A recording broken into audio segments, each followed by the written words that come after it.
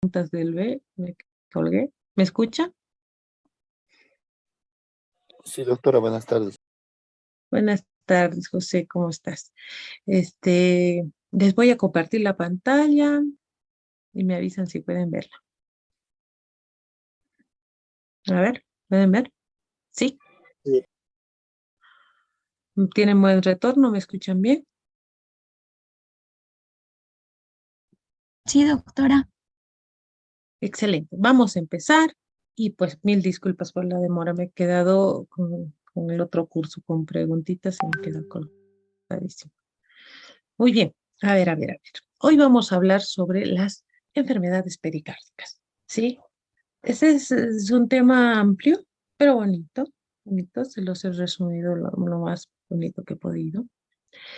Para esto, nosotros vamos a hablar de que el pericardio está conformado de dos membranas, ¿sí? El pericardio fibroso y el pericardio seroso. A su vez, recordemos que el pericardio seroso se subdivide en pericardio parietal y en pericardio visceral, ¿sí? Dos membranas. Entre estas capitas, entre el líquido, tenemos el líquido pericárdico. Lo normal es que haya 50 centímetros cúbicos. Eso es normal, ¿sí?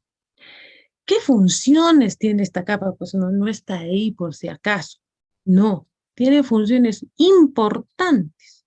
A nivel de las cavidades cardíacas, primero, limita la distensión cardíaca a corto plazo. Segundo, facilita el acoplamiento y la interacción entre las cavidades. 3, mantiene la relación presión-volumen y por lo tanto el gasto cardíaco de las cavidades. Y mantiene la geometría del ventrículo izquierdo. ¿Cuáles son los efectos que tiene sobre todo el corazón? 1, lubricación. 2, equilibra las fuerzas, tanto gravitacional como hidrostática. Luego, tiene un efecto inmunológico, vasomotor y fibrinolítico. ¿Se dan cuenta? Un montón de funciones. Es importante su presencia. ¿Qué pasa cuando esta membranita se inflama? Nos produce la denominada pericarditis, que es la inflamación de la membrana pericárdica.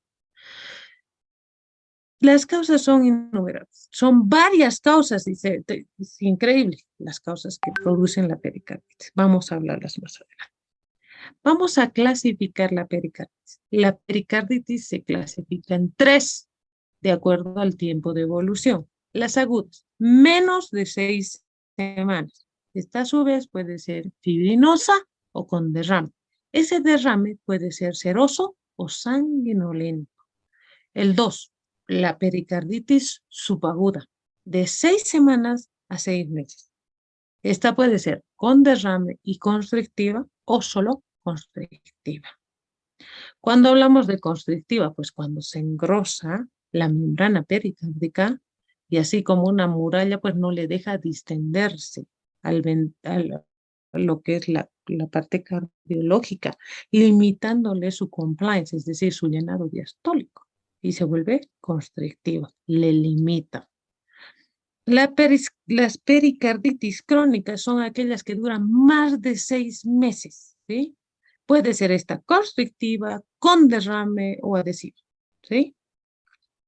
Ahora, he aquí las etiologías. Es más común en los varones que en las mujeres y mucho más en los adultos que en los niños. ¿Qué es lo malo? En los niños, la causa purulenta es la que predomina, en un 40%, seguida de las enfermedades del colágeno, un 30%, y luego las virales y neoplásicas. Sí, en los niños también hay neoplásicos, que les producen esta pericarditis. Veamos las etiologías. Infecciosa. De las infecciosas, tenemos las de causa viral, seguida por las bacterianas, las fúngicas y las de los parásitos. Las virales están por el coxsackie, por el chenovirus, por las paperas, por el virus de Einstein, el citomegalovirus, el sarampión, el VIH, hasta el parvovirus, verísima. Un 30-50%, seguida de las bacterianas, el famoso neumococo, que es la que produce las virulentas en los niños, meningococo, gonococo, hemophilus, treponema pallidum, de las clamidias, tuberculosis. Esta es la principal, del 5 al 10% de las causas bacterianas encontradas. Y las menos frecuentes, pero muy peligrosas, son las fúngicas, la cándida y la histoplasma, y los parasitarios, como el entamoeba histolítica, el tinoil, toxoplasma. Sí, toxoplasma, ¿qué produce? ¿Qué enfermedad produce el toxoplasma? ¿Quién sabe? ¿Quién sabe? Doctorita, es una enfermedad más que todo a nivel en la gestación es donde afecta, ya que de esta manera produce eh, calcificación cerebral y demás daños, doctora, en el feto. Muy bien. Sí, Toxoplasmosis. Ujú. la toxoplasmosis, ¿no? Entonces, fundamental, pues a las mujeres embarazadas les hacen hasta pruebitas ahora junto con el perfil tiroideo, ¿verdad? Para evitar los hijos con estos transportes. Son muy infrecuentes, muchachos, pero son de difícil tratamiento. Ahora bien, en cuanto a las de procesos autoinmunes, fundamental, la fiebre reumática. Pero ¿dónde no está la fiebre reumática? De un 20 a un 50%, seguido del síndrome postcardiotomía, luego de un síndrome postinfarto. Ah, sí, sí, la tiene mal este paciente. Luego de que se ha infartado, además, hace derrame pericárdico. Perfecto, se llama síndrome de Dressler.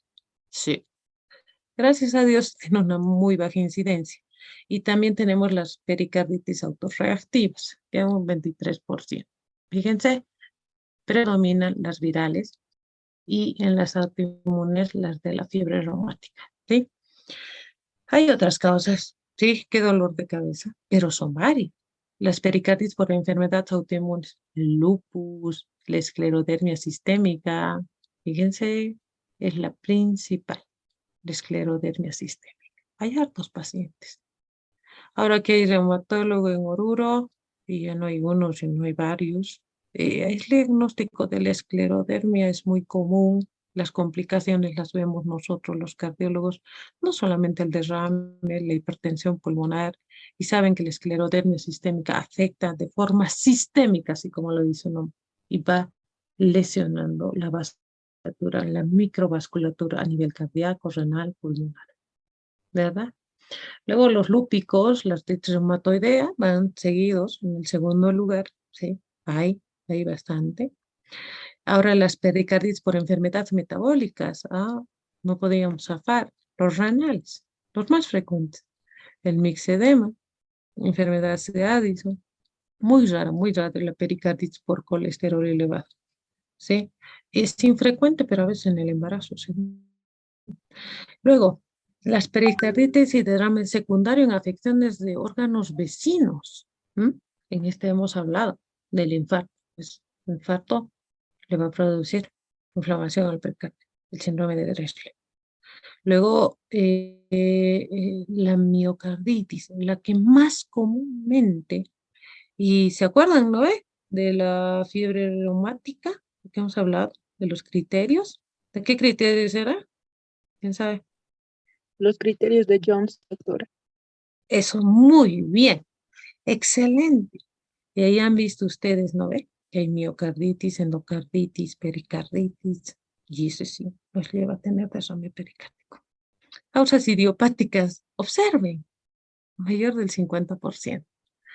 No, casi no podemos llegar en estas pericarditis, cosas son así efímeros, espurios, es decir, vienen y se van, no llegamos al diagnóstico, pues le terminamos dando antiinflamatorios, antibióticos, hasta corticoides, y pues se sanan, perfecto, pero la etiología no la supimos. Se ha sanado. Pericarditis. Ahora, cuando van con derrame pericárdico, tenemos la opción de mandar esa pruebita, analizar y ver la etiología. Las causas neoplásicas, observen ustedes, fundamentalmente, ¿quiénes están? Los que están cerca al corazón. Pulmón, 40%, y los de cáncer mamario primario, 22%.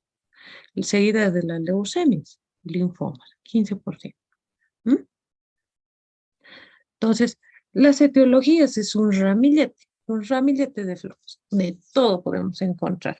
porque es importante para que yo haga el tratamiento, si no se dará la recurrencia y cada vez estará peor el paciente, ¿sí? Es importante llegar al diagnóstico. Muchas veces no se puede.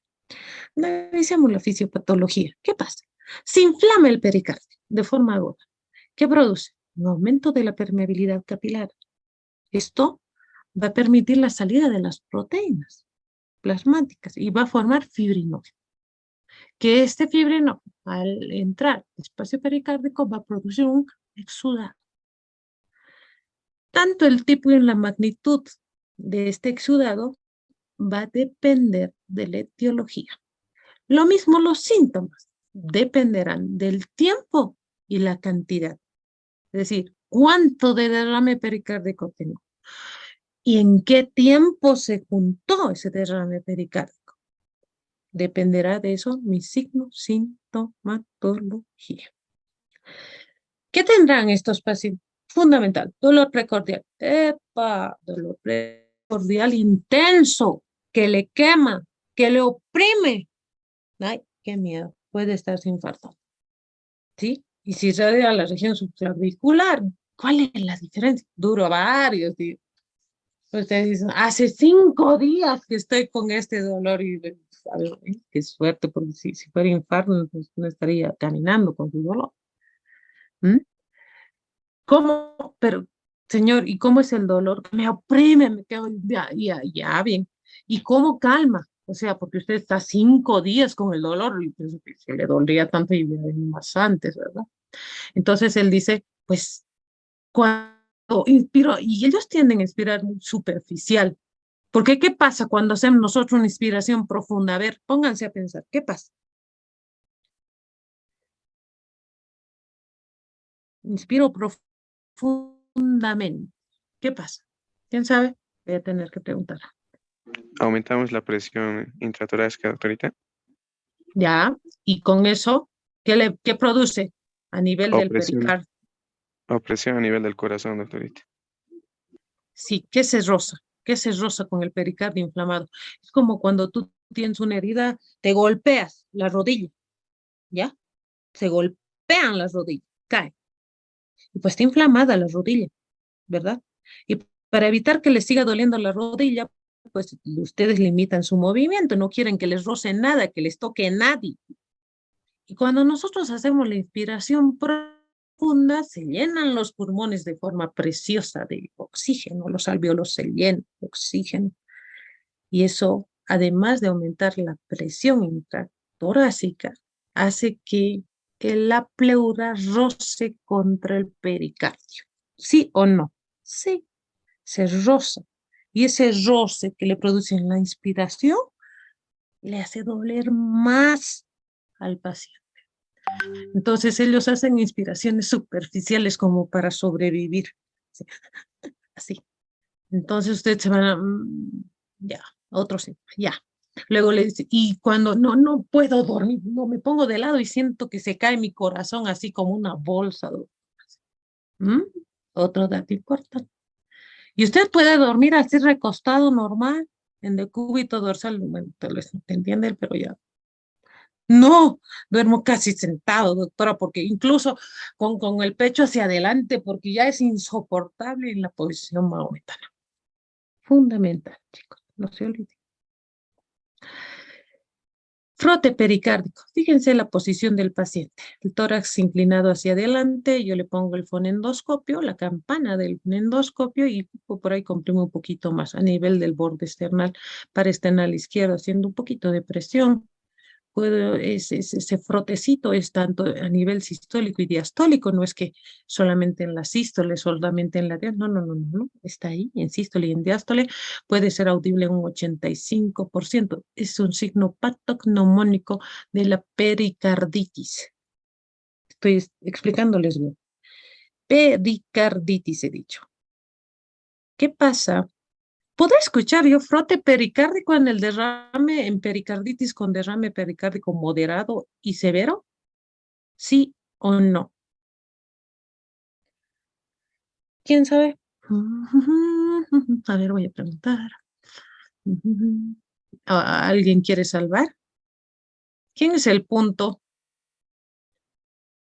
A ver, quiero que responda el punto. Hay un punto en la lista de compañeros. ¿Quién es? ¿Quién sabe quién es el punto?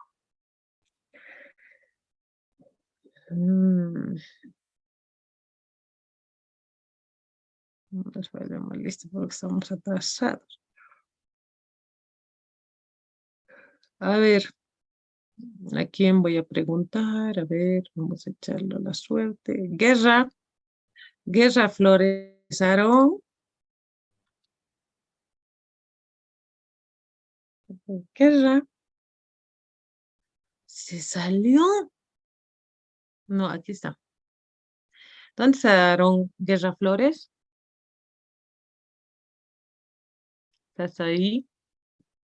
Vamos a ver. Está su micrófono apagado, su cámara apagada.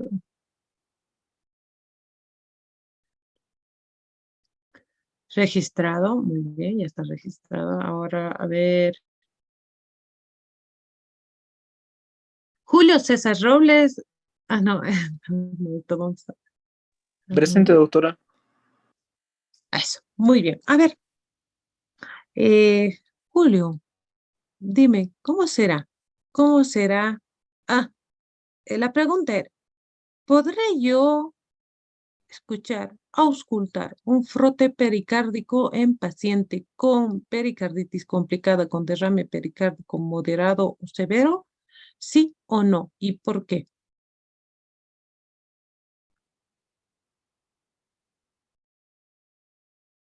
Primero es sí o no. Esa es la primera pregunta. A ver, piensa, piensa.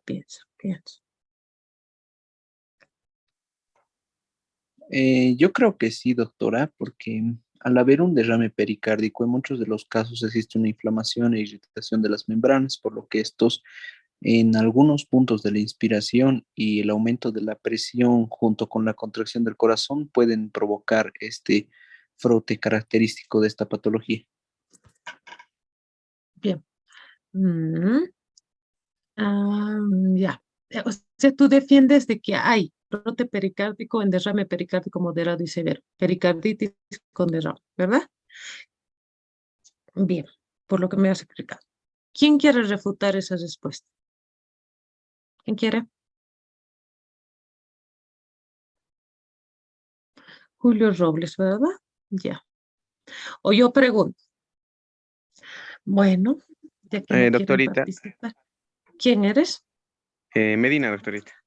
Medina Hinojosa. A ver, bien. Doctorita, Medina. en este caso, al existir un derrame, existiría disminución de los ruidos de auscultación por un derrame moderado a grave, así que sería más difícil la auscultación de un frote. Ya, bien, me agrada eso. ¿Quién más está a favor? ¿Quién más está a favor de Medina y quién está a favor de Robles? A ver, Yo, una doctor, opinión más. A ver. Huanca, Un momento. sí estoy a favor de Medina. Va a haber una disminución de los ruidos cardíacos, que esto va a depender mucho del tiempo y la cantidad con que esté avanzando el derrame. Ya. Es decir, que no va a haber frote, ¿verdad? ¿Y quién está a favor de Julio? ¿Quién va a estar a favor de Julio? ¿Nadie? ¿Lo van a dejar solo?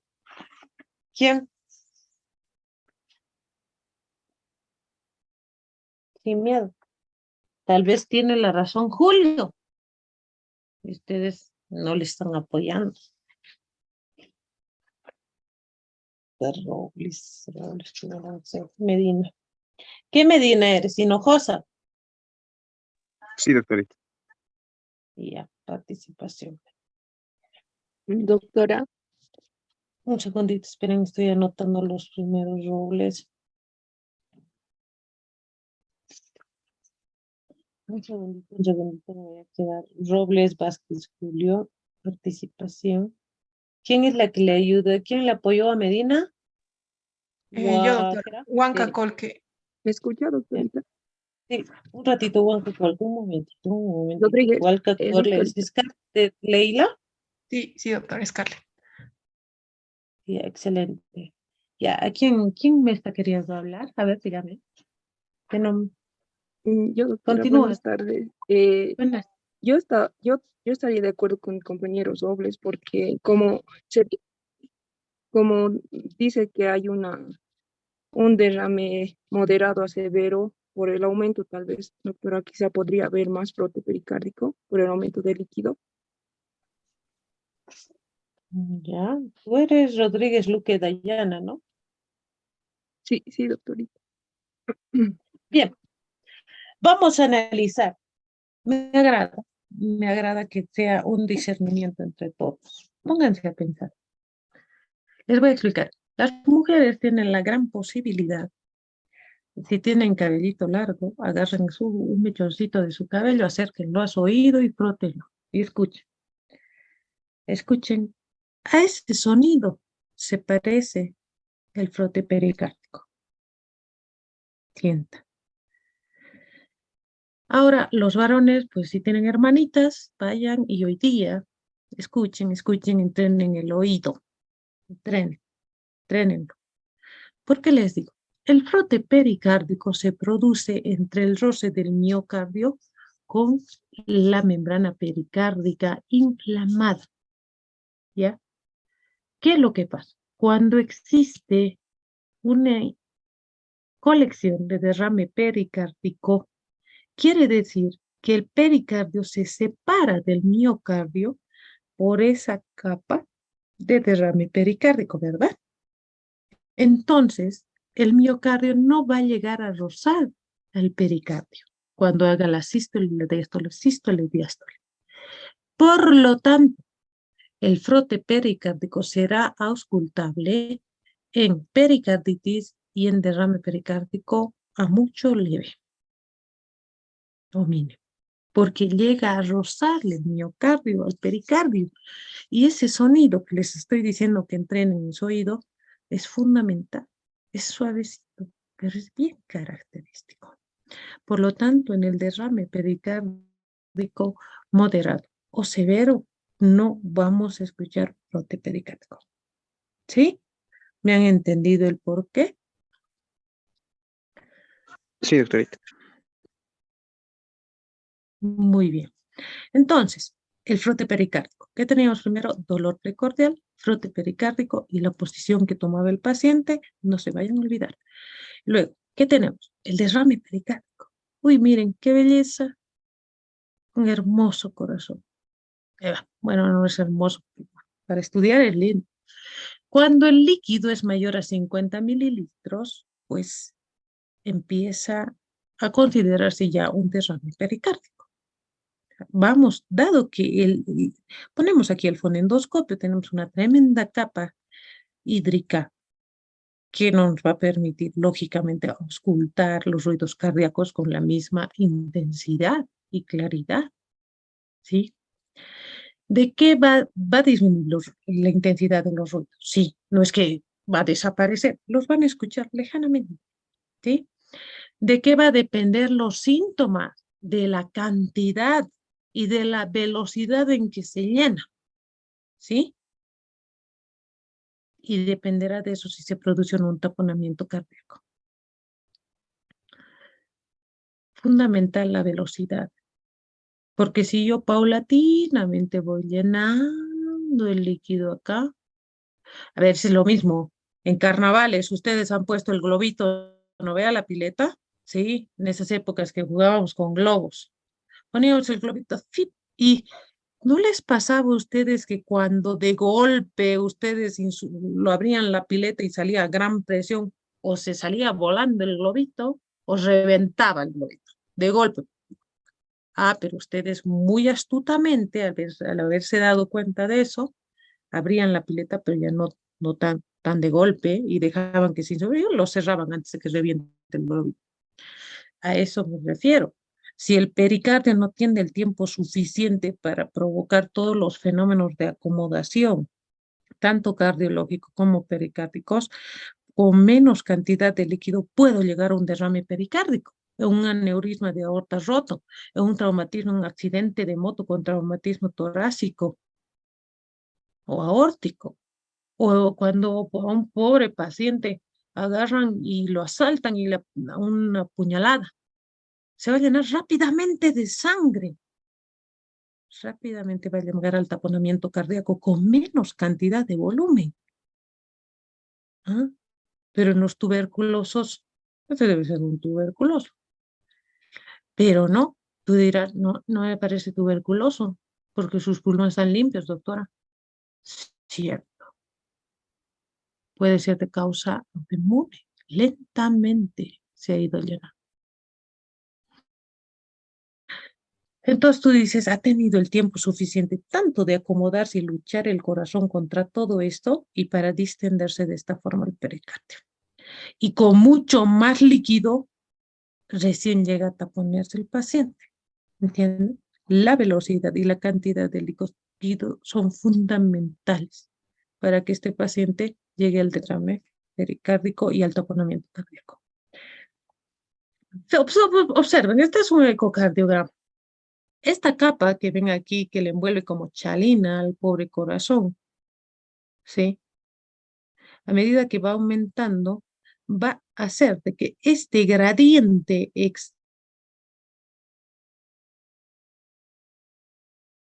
cardíaco sea mayor en ser a la presión del ventrículo izquierdo y lo va a colapsar. Pero ustedes saben, ¿qué cavidades son las que tienen menos presión intracardíaca? ¿Las derechas o las izquierdas? Las Derechos. derechas. Exactamente. Estas son cavidades de volumen, no de presión. Entonces, por eso cuando se empieza a producir el taponamiento cardíaco, va a ir a afectar al lado derecho. Primero, va a colapsar el techo de la aurícula derecha. Sigue aumentando el derrame y nosotros no hacemos nada. Va a colapsar el ventrículo derecho. Ahora dígame, ¿pero qué importa? Yo les digo, ¿pero qué importa? Si tengo un super ventrículo izquierdo, una aurícula, ¿qué importa? A ver, chicos, a ver, ¿quién me puede explicar por qué la afección de las cavidades derechas pueden llegar a producir un taponamiento cardíaco con colapso también del lado izquierdo cardiológico? ¿Quién me puede explicar? A ver, Doctorita, ¿qué nombre es? Medina otra vez, doctorita. Medina otra vez. Ya, a ver, dime. Bueno, doctorita, a través de un taponamiento cardíaco podríamos llevar a síntomas o signos anterógrados y retrógrados, ya que los anterógrados sería disminución del gasto cardíaco y por ende un shock obstructivo por disminución del gasto o disminución del aporte sanguíneo del ventrículo derecho al izquierdo. Y a la vez, en el lado derecho se observaría una éstasis sanguínea, ya que al imposibilitarse el llenado auricular derecho y el ventrículo derecho, existiría acumulación tanto superior e inferior, con ingurgitación yugular, hipertensión a nivel de la vena cava inferior, con reflejo hepatoyugular y demás. Así que de esa manera existiría una éstasis o estancamiento sanguíneo venoso al lado derecho y disminución del gasto cardíaco al lado izquierdo. Es decir, está bien. Es decir, el problema fundamental está en la afección de la precarga, ¿verdad? ¿Qué es la Sí, precarga? A ver, no, Medina no, otro participante. Medina ya tiene otro punto más. ¿Quién me puede decir qué es la precarga? Pregunta de examen, creo. A ver. ¿Quién me dice qué es la precarga? Está muy fácil. Nadie quiere hablar, voy a tener que preguntar. Es el volumen del aporte sanguíneo, doctora. A ver, otra vez, ¿qué es el volumen de qué? Del aporte sanguíneo al corazón. No, un poco más científico, dime, a Doctora, ver. es el volumen ventricular al fin de la diástole, doctora. Eso es, muy bien, así. Por si me dice el aporte sanguíneo, pero ¿y de qué? ¿A dónde llega? ¿De quién? ¿Hacia dónde? Está muy bien, pero es el volumen telediastólico. Al final, de la diástole estamos hablando telediastólico. Pero les voy a dar puntos a los dos. A ver, ¿cómo era tu nombre del primero? Lobo, doctora. Lobo. A ver, un momentito. Te estoy buscando. Lobo. Kevin. Muy bien. ¿Y quién fue del volumen telediastólico? Rodríguez Luque Dayana, doctora. Ya, Rodríguez, si hayas participado. Muy bien. Los demás no quieren puntitos, ¿no? Pensar que ese puntito es tan valioso. Rodríguez, 2 puntitos. Van compitiendo con Medina. Hablen, muchachos. Ahora se pueden equivocar. No hay fricción. Ya. Muy bien. Analicemos. En este dibujito tan sencillo. Bueno, es una imagen ecocardiográfica. ¿No? Miren, resulta que se va llenando el líquido acá afuera. ¿Ya? El derrame pericárdico va aumentando. Como estas cavidades no tienen buen gradiente intracardíaco, este gradiente poco a poco puede ir colapsando. Entonces, esta precarga, que va a llegar primero una precarga reducida al ventrículo derecho, el volumen telediastólico final del ventrículo derecho va hacia los pulmones a oxigenarse, pero cada vez está reducido, y eso es lo que retorna a la aurícula izquierda. Esta precarga será disminuida progresivamente a medida que vaya aumentando el derrame pericárdico, menos volumen telediastólico tendrá. Por lo tanto, estaría siendo afectada la precarga. Pero no solo eso. A medida que sigue aumentando el gradiente aquí, más adelante les voy a mostrar unos hermosos derrames pericárdicos, el ventrículo izquierdo también tiende a sufrir ese gradiente extracardíaco para que él tenga la fuerza suficiente para, no la fuerza, la capacidad suficiente para bombear ese pequeño volumen que está sacando en el volumen sistólico, ¿sí? Entonces, nosotros que tenemos que hacer una pericardiocentesis, pero eso vamos a hablar más luego. Continuemos. ¿Cómo haremos el diagnóstico? Sencillo. Cuadro clínico, síntomas, vamos, dolor de pecho, frote pericárdico, dependiendo del cuadro, ¿no ve? Frote pericárdico, vamos a hacer, más adelante les voy a explicar eso en el derrame pericárdico severo, ¿ya? Pero vamos a encontrar ingurgitación yugular, vamos a encontrar hipotensión, lógicamente, ¿tendrá hipotensión? Claro, su volumen sistólico está disminuido. Pero al principio tienen hipertensión, les comento. ¿Tendrá taquicardia? Claro. Trata de compensar el corazón. ¿Qué encontraremos en el electrocardiograma? ¿Nos ayuda? Sí. En la pericarditis y en el derrame pericárdico nos da una luz para evaluar nuestra impresión diagnóstica. Vamos a tener supradesnivel de concavidad superior. Observa. Sí. Ah, pero doctor, esto puede ser infarto, tiene dolor de pecho, está disneico, lo que sea, ya. Y tengo este electro, qué miedo, sí. Pero tendría que ser un infarto que le está durando 5 días y que sigue en supradesnivel. Tendría que ser un infarto con cavidad superior. Ojo, en 5 días yo ya tengo la onda Q en el infarto. Ahora, otra cosa. Este supradesnivel es casi circunferencial. Vean, supra-ST empieza aquí, ya no tanto, B2, B3, B4, B5, B6. No contento con eso, se va de 1 a BL, la cara lateral, anterior extenso y la parte inferior. También tienes en la cara inferior de 2 y a BF. En todo, doctora. Sí, se está tapando las 3 arterias, puede ser un infarto de tronco, pero está durándole 5 días. Lógicamente le voy a pedir laboratorios, todo. Sí. Y tengo que ir analizando cada vez más y más al paciente.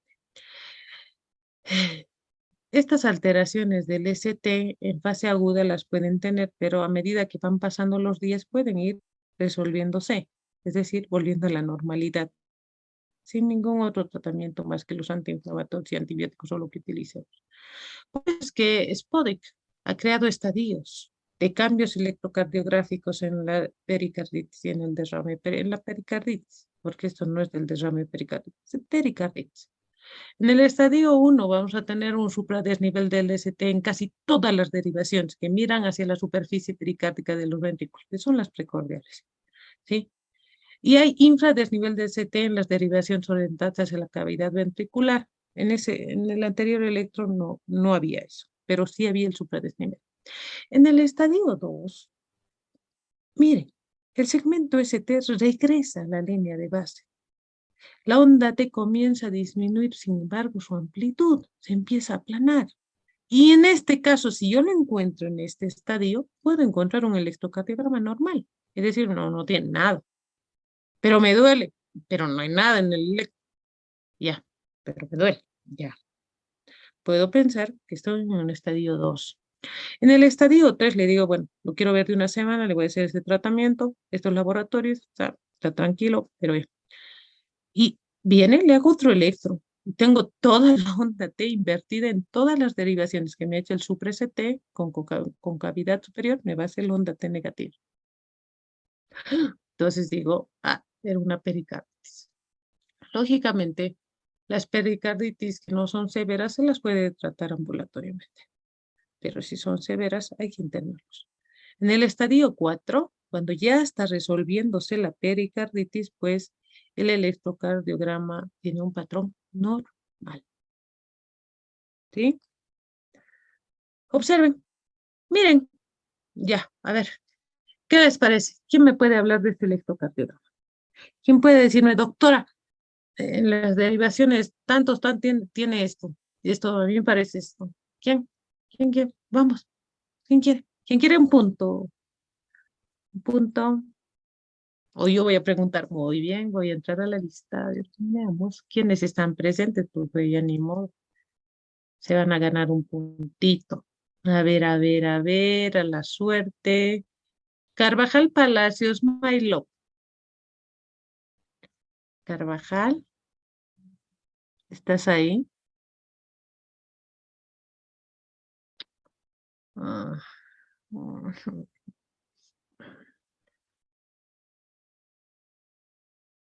bueno, que la Carvajal tiene menos un punto. A ver, continuemos porque para colmo está conectada sin micrófono y sin cámara.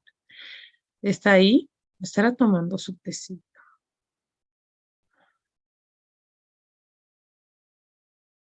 Daira Belén Gabriel Choque. ¿Estás ahí? Daira.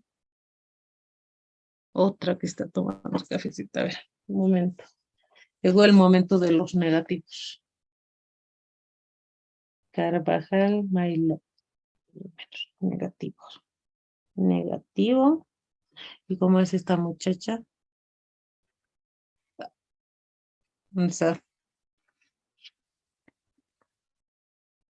¿Cómo era el nombre? ¿Se ha salido? No lo encuentro. Justo cuando estaba viendo. Era de ahí. ¿No? ¿Alguien quiere ayudar? ¿Alguien quiere salvar a su curso? Doctora, ¿Quién tal vez sabe? derivaciones de ST, casi todas las derivaciones. No tienen todas. Dime cuáles tienen. Tiene supradesnivel de concavidad superior, es lo que hemos visto hace rato. ¿Pero en qué derivación? ¿En todas? ¿Te parecen todas? Casi en todas, sí. ¿Ya? ¿Quiénes no tienen supradesnivel? Doctora, sería en todas menos en haber. ¿En dónde? Haber. A, B, Er. R. Sí. Y este tiene supradesnivel. Este. ¿A dónde está mi lapicero? Voy a empezar a rayar. ABL tiene supradesnivel. No tiene. No tiene, doctora. No, doctora. Eso es, no tiene. Pero esta tiene, si hacen vista de águila, tiene un minúsculo de 1, de 2, de 3, ABF. Bien, observen, B1 tampoco tiene supradesnivel. Este tiene infradesnivel. Eso es lo que les decía, ¿no ve? Las cavidades que ven en la parte intracardíaca, que es el espejo en realidad del corazón, ese tiene infradesnivel. Las demás tenemos, esta casi, si hacemos vista de águila, tiene, ¿verdad? Estas no tienen y esta tiene un infradesnivel. Pero sí, sí es una pericarditis en agudos. Y si se fijan, parecería que está disminuyendo aquí, parecería que tiene un infra PR. Ay, qué mala soy. Y a ver, ¿quién dijo el supradesnivel circunferencial? ¿Quién fue? Figueredo, creo. Sí, doctora. ¿Ya? ¿Y quién fue el siguiente? Halcón, ¿Me doctor. paró? ¿Cómo?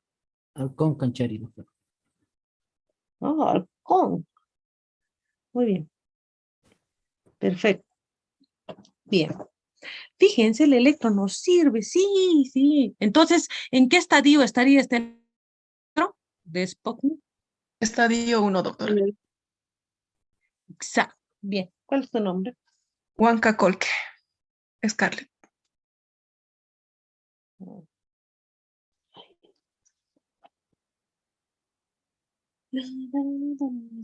Ay, muy bien, tu segunda participación. Bien, ¿se dan cuenta? Es bonito. Vamos a la radiografía de tórax. Ah, señora, a ver, hágame una radiografía de tórax. Va a tardar 10 minutos en hacerse la radiografía en paciente internado, porque seguramente ha llegado con su dolor y tú estás temblando porque no sé, un infarto, porque tiene un dolor exquisito, horrible, y para colmo le falta el aire. Ah, esa es una buena pregunta para que les haga. A ver, tenemos un corazón, un mega corazón, hermoso corazón. No se puede observar de forma adecuada la silueta cardíaca, el índice cardíaco está aumentado. Corazón en botellón. ¿No sirve la placa? Sí, algo fundamental. En estos pacientes, generalmente los campos pulmonares están limpios, no hay neumonía, no hay el signo de la mariposa, son limpios. Fundamental.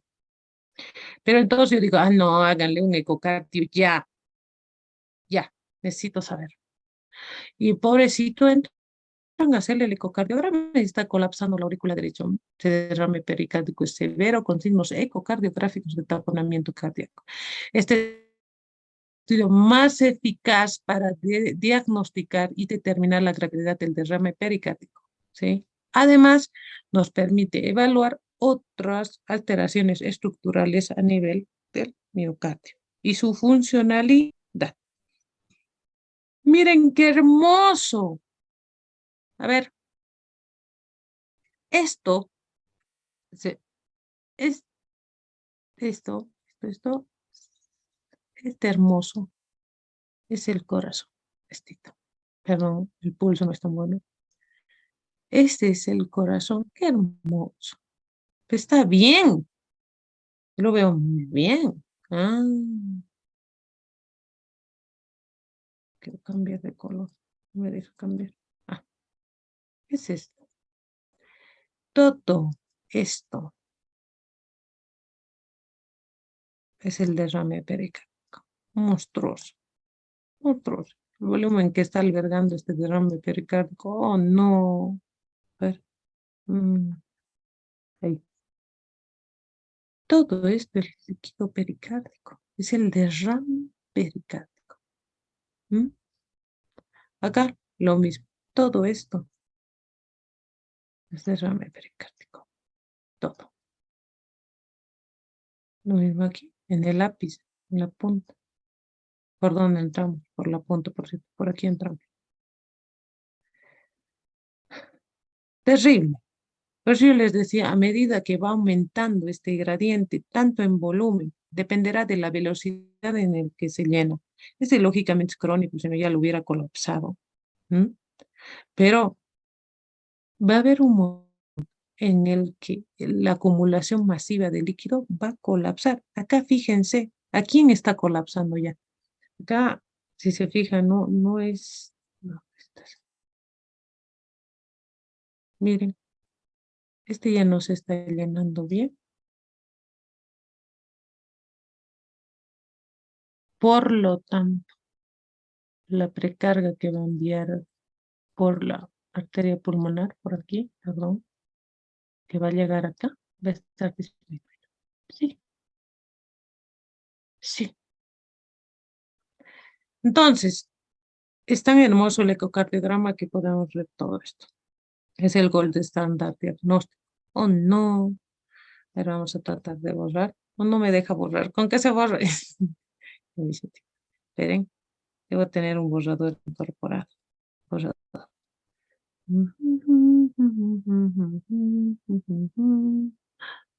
Vamos, bueno. No me deja borrar todo. Es correlito. A ver. A ver. No me deja borrar. A ver en el otro. Debería de borrarse. Ah, muy bien. A ver, sí. Bien. Entonces, ¿cuál será el tratamiento? Vamos a ir a lo etiológico. Podemos utilizar desde antibiótico, antifímico, antiamibiano, quimioterápico, inhibidor de la respuesta inmune. En pacientes que tienen bastante inflamación, tenemos que cortar la formación de lo que es el exudado. Entonces, ¿qué vamos a hacer? Podemos utilizar, generalmente nosotros combinamos prednisona con colchicina. Vamos en dosis de 30, perdón, a 60 miligramos día, 5 días y bajamos gradualmente. Porque, ¿qué pasaría si yo no le bajo esta dosis al paciente paulatinamente? ¿Qué enfermedad le produciría de forma iatrogénica? ¿Quién sabe?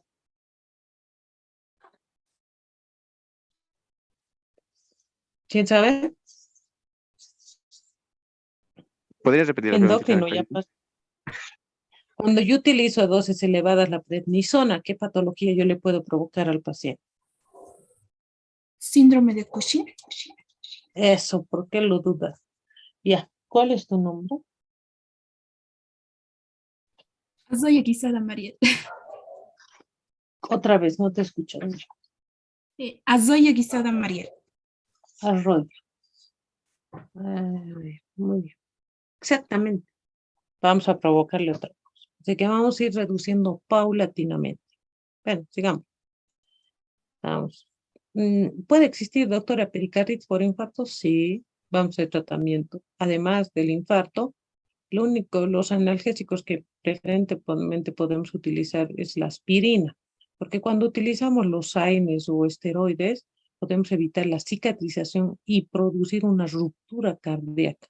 Entonces podemos llegarles a dar hasta 500 miligramos diarios de aspirina, y qué pena por el estómago, pero primero está el corazón, y le dan protectores gástricos, todo, pero a eso se denomina síndrome de Dressler, que es pericarditis post-infarto, ¿ya? ¿Cuándo haremos la punción pericárdica de urgencia en pacientes con signos clínicos o ecocardiográficos de taponamiento cardíaco y cuando no mejora al tratamiento instaurado?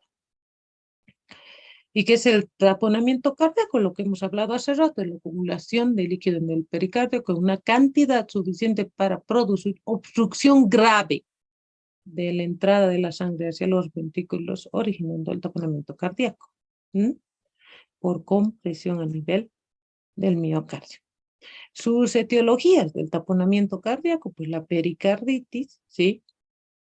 Que en el caso de las agudas son del 2 al 7%, el lupus eritematoso un 20%, miren, y el taponamiento por heridas penetrantes, esos malvados que les asaltan y les apuñalean, o esos que, bueno, ya saben. Pero bueno, en cuanto a la mortalidad, si nosotros entramos a hacer un tratamiento precoz quirúrgico, podemos llegar a tener una mortalidad del 15 al 25%. Pónganse que de cada 10 se mueren hasta 3, de 1 a 3. Pero si yo tardo, de cada 10, 6 se van a morir. Y si no hago nada, lógicamente el 100% se van a morir. Es fundamental esto en el derrame pericárdico, la tríada de Beck. 3 características fundamentales: hipotensión, ruidos cardíacos amortiguados y disminución de las venas yugulares, que es lo que comentaba hace rato Medina. Al disminuir la precarga, pues va a tener disminución del volumen sistólico y por lo tanto, al no tener un buen volumen sistólico, pues vamos a tener tendencia a la hipotensión. Los ruidos cardíacos estarán amortiguados, lógicamente, porque pónganse que es el corazón y mi estetoscopio está por aquí. Mientras más líquido pericárdico se junte, no es que se van a abolir, si se ha muerto. Vamos a escucharlos amortiguados, cuidado, digo, desaparecen los ruidos cardíacos que respondan así. Bueno, amortiguados, disminuye, los sigo escuchando lejanamente, pero los sigo escuchando. Y la distensión de las venas yugulares, que lógicamente al comprimir, pues el retorno venoso va a tener éstasis y pues va a tener la ingurgitación yugular, ¿verdad? ¿Han entendido la teoría de Beck? Y hay algo fundamental que más adelante les voy a mostrar, pero les voy a mostrar una plaquita de tórax de un derrame pericárdico severo, o más adelante les he mostrado que eso quería que se den cuenta. No, más adelante está. Bueno, ahora les muestro. Esto, cuando el líquido pericárdico se junta mayor o es igual a 1 litro, pues vamos a tener aumento de la presión venosa y sistólica, va a disminuir el llenado cardíaco, va a disminuir el gasto cardíaco. ¿Qué va a hacer de forma va a haber hipotensión arterial? De forma compensatoria, ¿qué hace el corazón? Pues ya saben que el gasto cardíaco es resultado de, ¿quién sabe qué es el gasto cardíaco? La fórmula del gasto cardíaco, ¿quién sabe?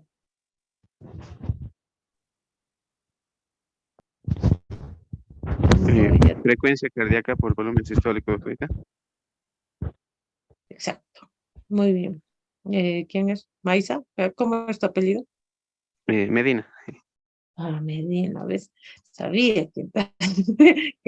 Ya, muy bien, exactamente. Entonces, ¿qué pasa? Pues el corazón de forma muy inteligente, al ver que el volumen sistólico está disminuido, va a hacer que recicle varias veces ese pequeño volumen para tener un gasto cardíaco por lo menos accesible para una buena perfusión para nuestros órganos más nobles, cerebro, corazón, para el mismo corazón inclusive, pero saben que el corazón sigue en diástole.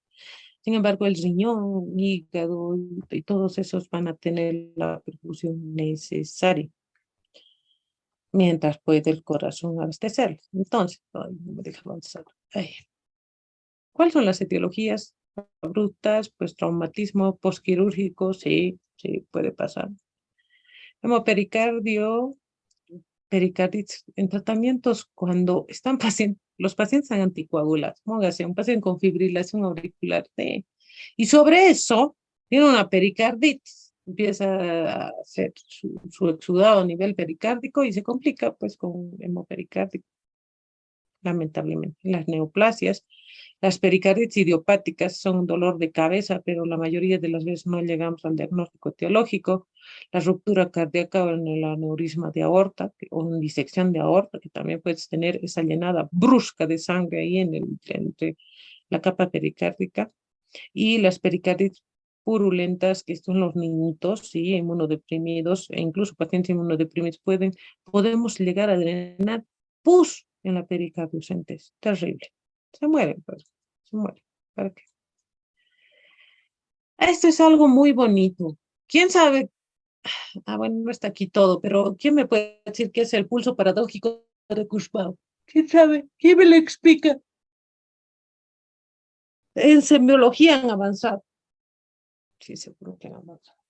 Huanca Colque, doctora. Ya, a ver, dime. Es la disminución del pulso radial durante la inspiración profunda.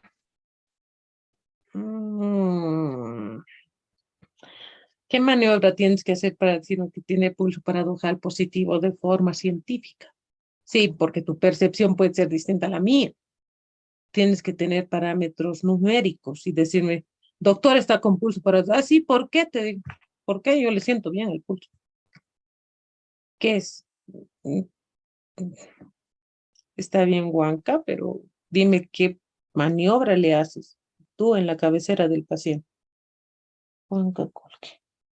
¿Quién le va a ayudar? Está bien en la disminución del pulso, pero quiero parámetros numéricos. ¿Quién le va a ayudar? A ver, es Lenka, ¿verdad?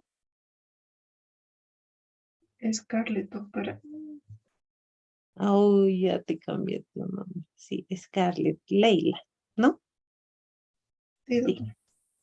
Excelente, muy bien. A ver, ¿quién le puede ayudar?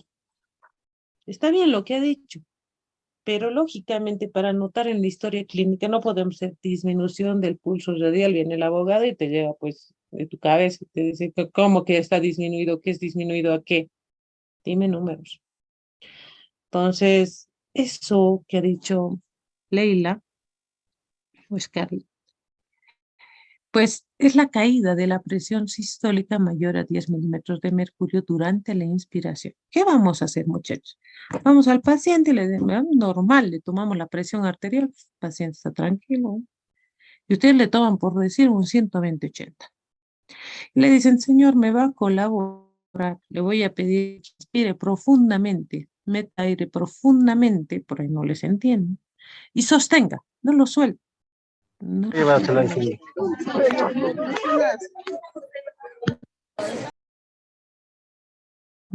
A ver, ¿dónde está nuestro amigo en el mercado? A ver, menos mal se ha dado cuenta. Bueno, entonces, ¿qué es lo que pasa? Cuando yo vuelvo a tomarle la presión arterial y le hago sostener en inspiración, pues le, le hago sostener el aire en inspiración, empieza recién la primera pulsación de la presión, póngase en 100. Esa es mi presión sistólica y sigo, y bueno, 180. ¿Mm? La presión arterial sistólica desciende mayor a 10 milímetros de mercurio en este paciente, en la inspiración profunda. ¿Sí? Sin embargo, la diastólica permanece sin cambios, de 180.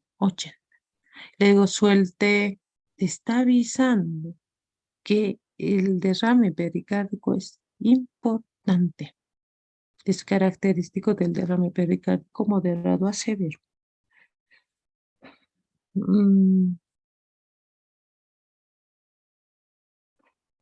A ver, esto que decía Leila, se detecta, se va palpando el pulso y se detecta fácilmente. ¿Sí? Si no tengo tensiómetro de tora, ¿eso me puede servir? Claro que sí, pero es jugártelas porque no es algo perceptible, subjetivo, tuyo, no es algo objetivo. Entonces, siempre hay un tensiómetro en cualquier lugar. Esa tu percepción subjetiva la vas a objetivizar con la presión arterial, controlando una inspiración profunda. ¿Sí? ¿Está bien? ¿Me han entendido? ¿O no? ¿No me han entendido?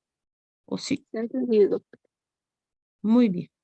Entonces, ¿dónde está marcador, resaltador? Ah, qué interesante. Ya, a ver, continuemos. ¿Qué tenemos por acá? Oh, perdón, lo siento, no he podido borrar eso. Voy a tener que borrar. Borrador, no me hace caso. Van a disculpar las rayitas. No se puede borrar. ¿Por qué se inhabilita? Bueno, disculpen las rayitas. Ah, eso. Muy bien.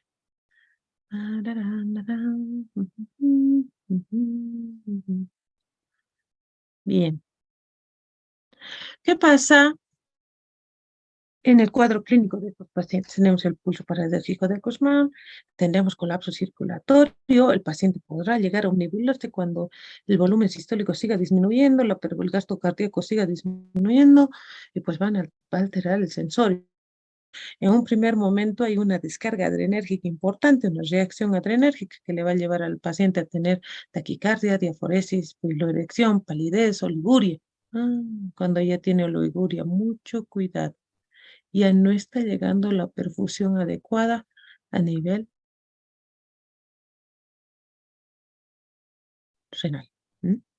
Y tesis venosa, pues vamos a tener ingurgitación yugular, pletora de las venas de la cara, importante elevación de la PVC y congestión pasiva del hígado. Siempre y cuando, si es aguda, subaguda, en realidad cuando es subaguda o crónica, vamos a tener estos problemitas de la congestión hepática. No así en la aguda. El diagnóstico, cuadro clínico fundamental, la radiografía de tórax, el electrocardiograma y la punción pericárdica, pero eso no viene a ser tratamiento, no diagnóstico. Claro que puede ser diagnóstico, porque voy a mandar yo muestras y voy a saber la etiología. Sí, voy a decir derrame pericárdico secundario a bacilo de Koch, tuberculosis. Empezar esquema completo. Me sirve también de diagnóstico. Miren qué hermoso. El corazón en botellón. No podemos ver la silueta, pero miren estos pulmones, pero qué limpios, qué belleza. Porque yo también puedo decir, pero pues, una insuficiencia cardíaca tal vez es valvular.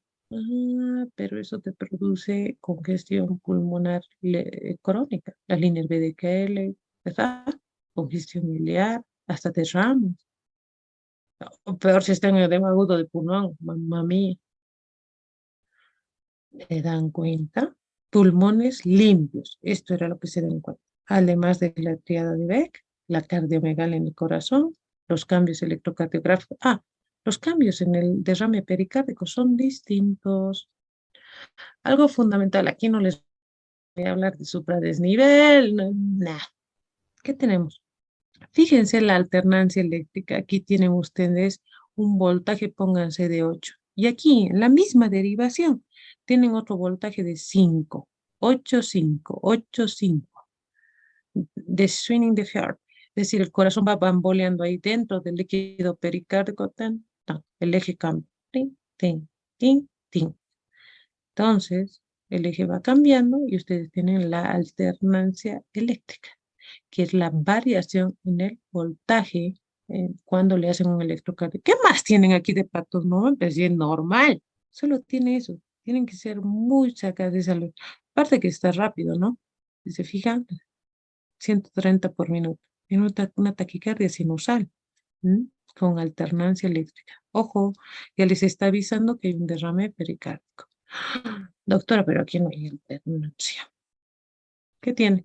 Microvoltaje. Oh, ya está el corazón con derrame pericárdico severo.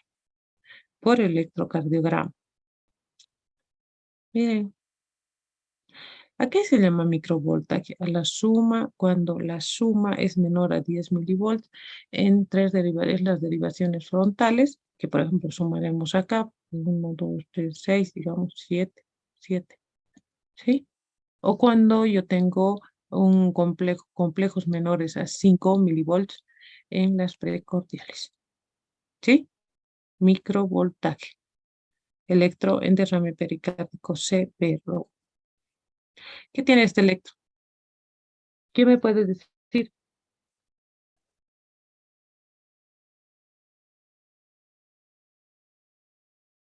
¿Qué? Voy a tener que preguntar. A ver, a ver, a ver, a ver. ¿Existiría ver. alternancia y a la vez microvoltaje? Ya. ¿Dónde has podido observar la alternancia de forma más objetiva? En B1, doctorita. En este B1 largo, ¿verdad? Es muy bien medido. ¿Y el microvoltaje? En las derivaciones bipolares, doctorita. O sea, ahí, porque estas pues no están así, bien, pero en las bipolares, inclusive en las monopolares, en las frontales, es donde mejor se nota el microvoltaje, ¿verdad? Muy bien, muy bien.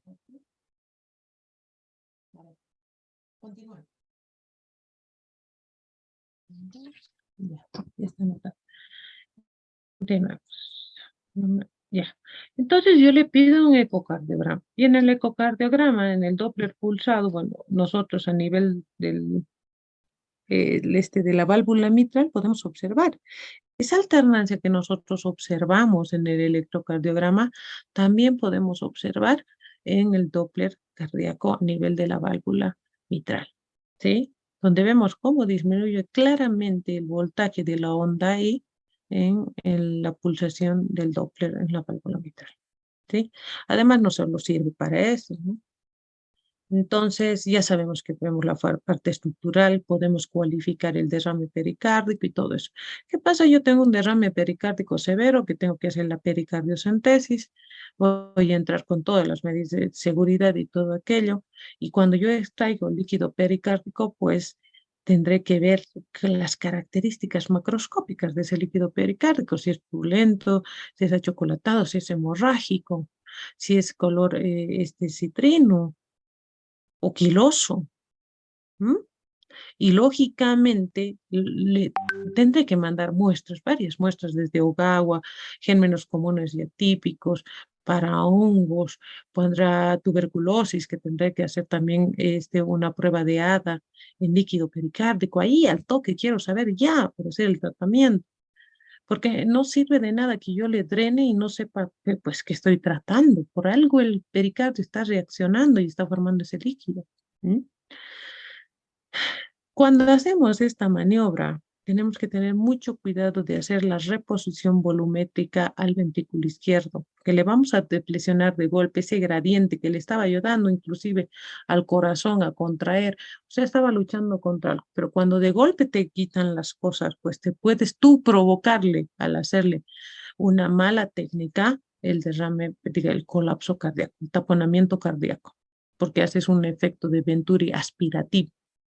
Entonces, con cristaloide, ni siquiera es necesario que le pongas hemarcel, pulgelina, no, con tu ringer al lado, o tu fisiológico al lado, a medida que vas haciendo la pericardiocentesis, que hacemos con una jeringa de 50 centímetros cúbicos y vamos sacando, y si se fijan aquí hay una llave de 3 vías para evitar que entre aire, neumopericardio, y provoquemos esa complicación.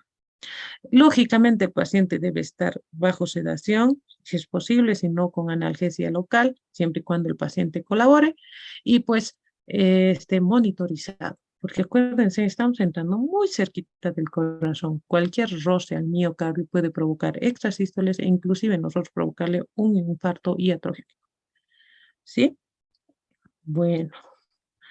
¿Y qué pasa cuando este derrame pericárdico pues es recurrente? Y ya no, pues ya estamos entrando cada 2 semanas y vuelve a juntar otros 500, otros 800, luego hace 1000. Y no llegamos al bendito diagnóstico. Y el cultivo para tuberculosis te tarda 2 meses. Y el ADA te ha salido en negativo, pero el paciente sigue mal. Le has hecho de todo y sigue formando. Entonces ya es muy cruento que sigamos y hasta peligroso. Entonces, pues, ¿qué hacemos? Tomamos la opción de la ventana pericárdica, que así como la ven acá, esto se va suturando a una ventanita que le hablas a la pleura y el líquido que se junta acá, pues se va al lado pulmonar y como tenemos 2 pulmones y no le va a matar tan rápido como con el derrame pericárdico y es menos peligroso que yo haga una toracocentesis que haga una pericardiocentesis recurrente. Entonces yo hago esta ventanita. No estoy diciendo pericardectomía total. Al principio, por eso les he explicado las funciones y las cualidades en la funcionalidad de nivel cardíaco, cómo colabora el pericardio. Entonces, lo último que podríamos hacer es sacarle el pericardio. Un cáncer de pericardio, ya, ni modo, tengo que sacarle, porque eso es lo que, pues está ahí, el cáncer o la metástasis. ¿Qué puedo hacer? Pero si es otra causa, prefiero hacer la ventana nada más y seguir el tratamiento. Es fundamental llegar a la etiología, pero ustedes les he dicho hace rato, en un 50% no se puede encontrar a veces la etiología. Entonces, es una belleza que encontremos la etiología.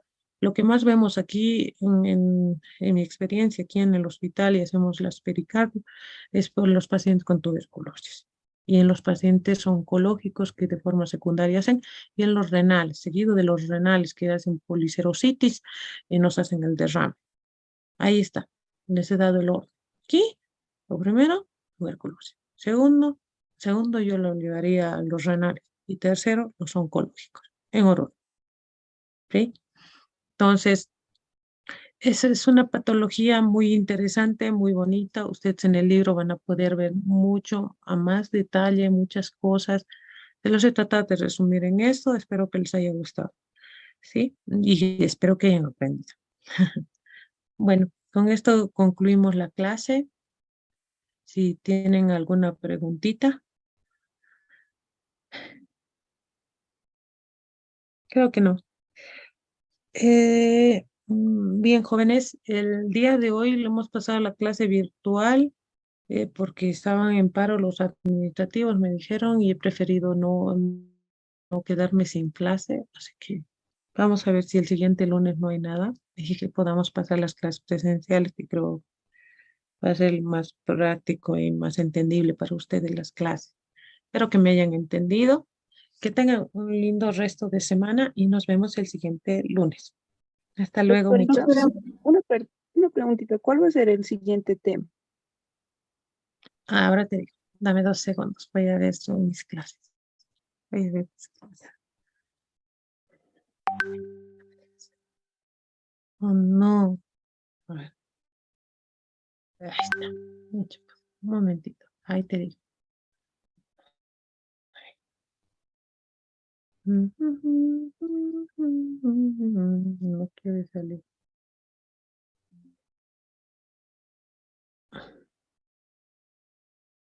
Ya, ahora sí. Ahí te digo. Tercer parcial.